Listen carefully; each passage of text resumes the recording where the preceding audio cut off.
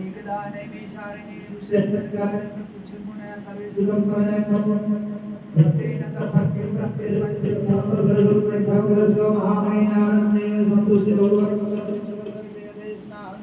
समाहिताः।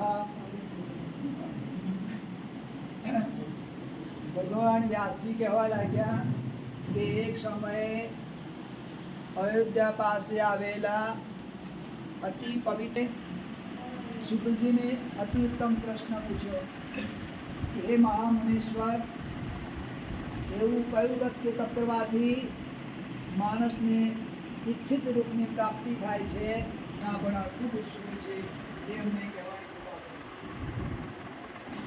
કહેવા લાગ્યા કે હે ઋષિઓ ત્યારે વિષ્ણુ ભગવાને જે પ્રત્યુત્તર આપ્યો હતો તે તમને બધાને કહું છું તે તમે શાંતિ। નારદજી વિષ્ણુ લોકમાં આવ્યા, ભગવાનના દર્શન કર્યા, ભગવાનના ચારે હાથમાં શંખ જેણે વાણી અને મનથી પહોંચી શકતા નથી એવા અનંત રૂપાળા અનંત શક્તિશાળી ભગવાન હું આપને વંદન કરું છું। હે પ્રભુ, આપ આદિ મધ્ય અને અંતરહિત છો, આપ નિર્ગુણ છતાં સત્વ રજ અને તમોગુણના સર્જનારા છો અને દરેક પદાર્થના મૂળ કારણરૂપ છો। હું તમને સાષ્ટાંગ દંડવત પ્રણામ કરું છું।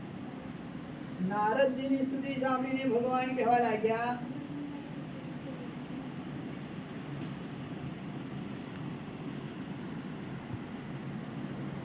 નારદજીની સ્તુતિ સાંભળીને ભગવાન કહેવા લાગ્યા કે હે નારદ મુનિ, તમે શા માટે આવ્યા છો અને તમારા મનમાં શી ઈચ્છા છે તે કહો। નારદજી કહેવા લાગ્યા હે પ્રભુ,